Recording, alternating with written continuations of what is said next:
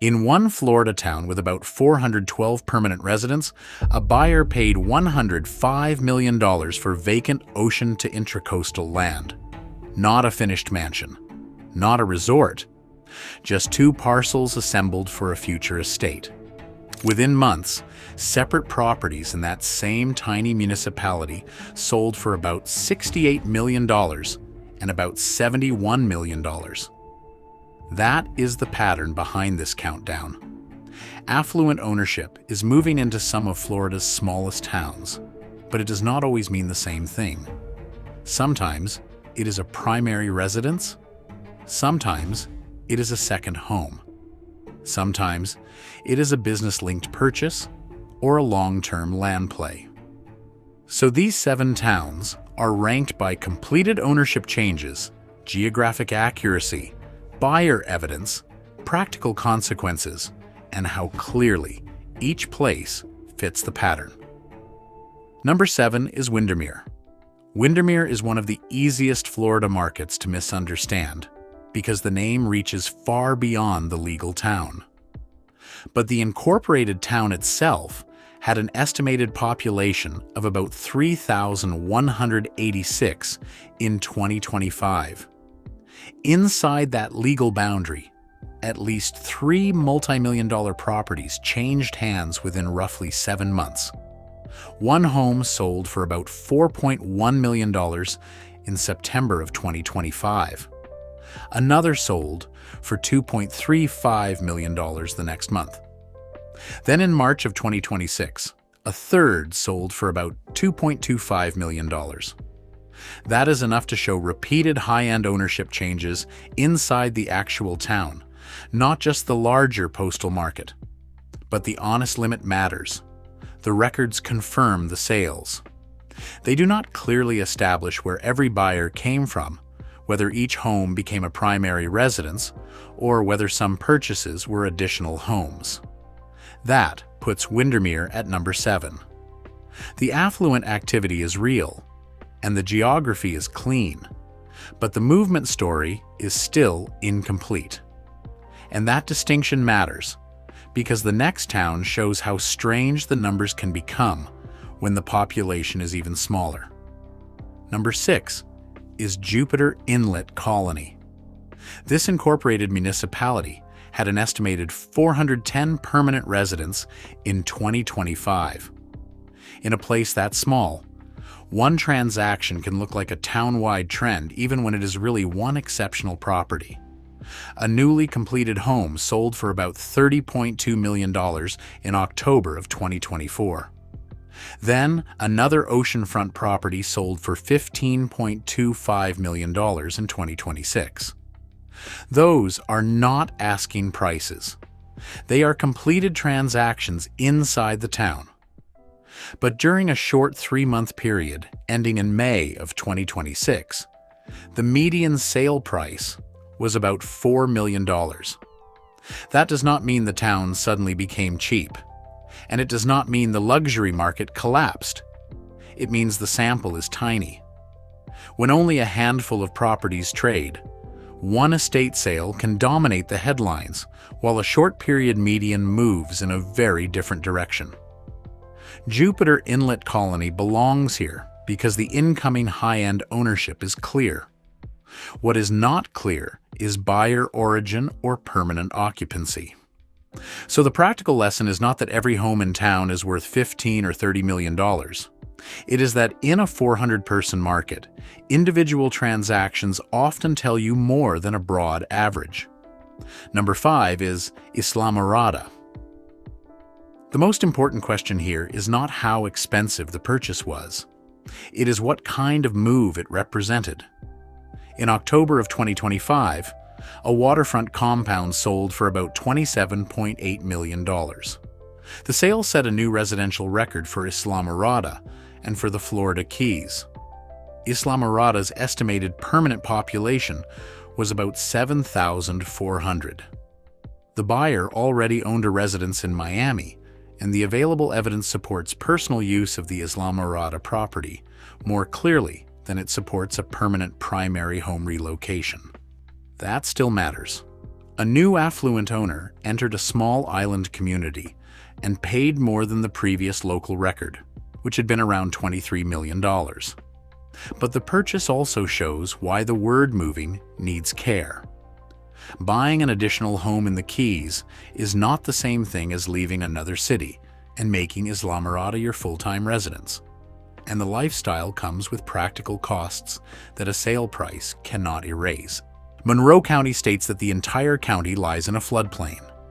Standard homeowners insurance does not cover flood damage, so flood coverage becomes a separate decision. County officials also identify wind insurance costs, constrained land, construction expenses, and workforce housing as major Keys-wide pressures. Those are broader Keys conditions, not costs assigned to one property. But they shape the decision for anyone considering ownership in Islamorada. That is why Islamorada ranks 5th.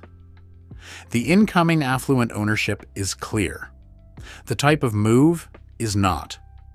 By this point, we have already separated the legal town from the postal market, individual trophy sales from thin market statistics, and primary home moves from additional home ownership. If that kind of Florida housing and relocation analysis helps you make better decisions, subscribe for more evidence-led breakdowns of prices, migration, insurance, and total ownership costs. Number 4 is Gulfstream. Gulfstream had fewer than 1,000 estimated permanent residents in 2025. Then, in the fall of that year, 2 separate 8-figure properties sold in consecutive months. A historic oceanfront estate sold for about $21.6 million in September. The following month, another waterfront property sold for about $15.9 million to an entity linked to a Boston area executive.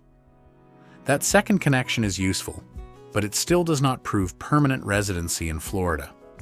It shows out-of-area business ties connected to a completed ownership change. Gulfstream also reveals another trap in tiny luxury markets. The town includes 8-figure estates, but it also includes lower-priced condominium transactions. So when a short, 3-month median reached about $11.9 million through May of 2026, that number was being shaped by a very small and highly mixed sample. A few estate sales can completely change the public impression of the town. That does not make the median useless. It makes the context essential. Gulfstream ranks 4th because the ownership pattern is repeated, recent, and geographically clean. But the estate tier should not be treated as the whole housing market, and an out-of-state business connection should not be treated as proof of a primary home move. At this point, one question becomes more important than the sale prices. What kind of ownership is arriving, and which type is most likely to change a town's land, costs, or housing supply? The top 3 give us clearer answers. Number 3 is Jupiter Island. This is where the countdown moves from anonymous purchases to a directly traceable housing decision. In early 2025, a former Patron executive sold a large estate in Jupiter and purchased a waterfront property on Jupiter Island for $33.8 million. That is not an interstate migration story. It is a regional shift within Florida. But it is still one of the clearest examples in this countdown of a buyer leaving one high-end residence and acquiring another inside a much smaller municipality. Jupiter Island had an estimated population of about 780 in 2025. And the $33.8 million purchase was not the only major transaction. A 4-acre ocean to intracoastal estate sold for $39 million in January of 2025. Then another town property sold for $23.5 million in April of 2026. Together, those purchases show repetition, not just one headline sale. The practical issue is how much weight individual sales can carry in a town this small. With an estimated population of about 780, These completed purchases are more informative for this story than an unsupported town-wide trend claim. But the balance matters too. Jupiter Island has long established wealth. Recent purchases do not mean the town was suddenly discovered, and one regional move does not prove a mass migration wave. Jupiter Island ranks third because it has the clearest individual housing move so far, plus enough additional transactions to show that the activity is not isolated. Number 2 is Longboat Key. Longboat Key stretches across both Manatee and Sarasota counties, and its two municipal segments totaled about 7,445 estimated residents in 2025. In August of that year, a buyer connected to a Pennsylvania mailing address paid $30.3 million for an estate on the island. That purchase set a new Longboat Key residential record, passing the previous mark of roughly $21 million. Then, only a few months later, another North Longboat Key estate sold for $17.5 million. The second sale matters because it turns a record into a pattern.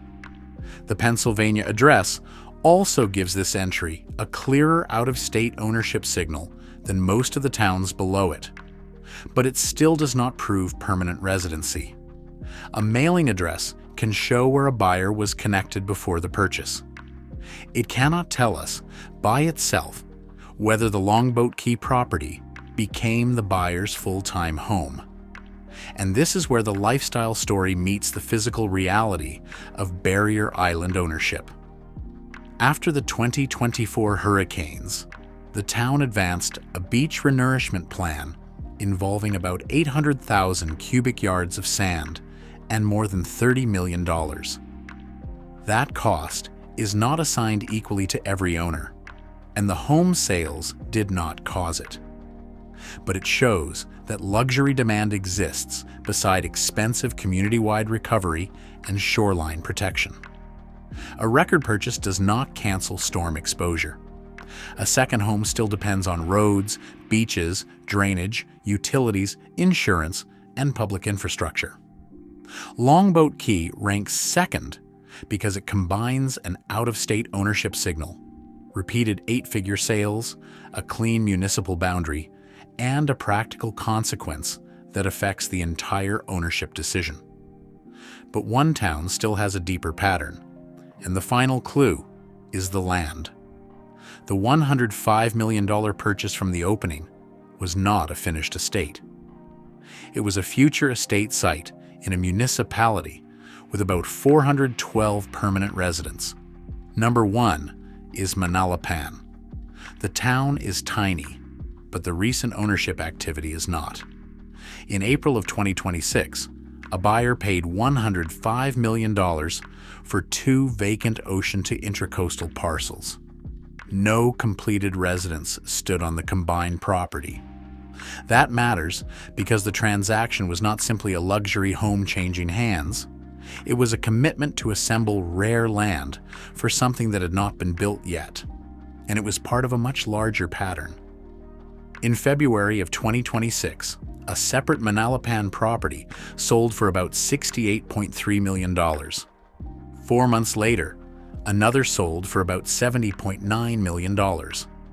There was also an approximately $21 million purchase tied to New York owners who already held other residences and were reportedly preparing to sell a Jupiter property. That does not prove a permanent move from New York to Manalapan. It does show incoming ownership connected to a multi-home portfolio. And that is what makes Manalapan the strongest case in this countdown. The town has repeated completed transactions. It has estate purchases, a major land assembly, and outside ownership connections.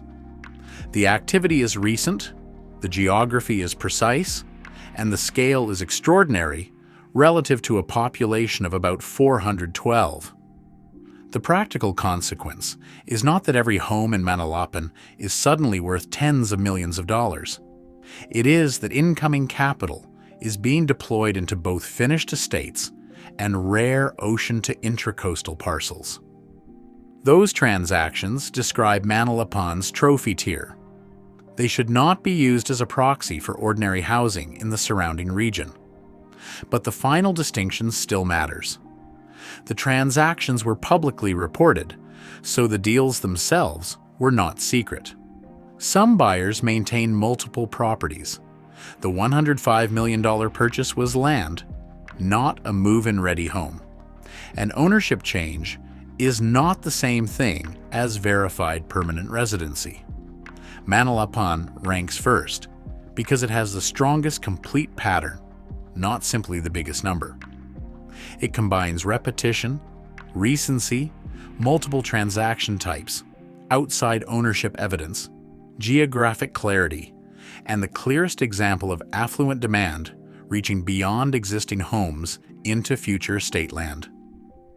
Taken together, these 7 towns do not show one single kind of migration. Windermere and Jupiter Inlet Colony show repeated legal town ownership changes, but buyer origin is still unclear. Islamorada gives us a strong additional home case. Gulfstream adds repeated estate purchases with an out-of-area business connection. Jupiter Island gives us a directly documented regional housing shift. Longboat Key adds an out-of-state ownership signal and a major recovery cost trade-off.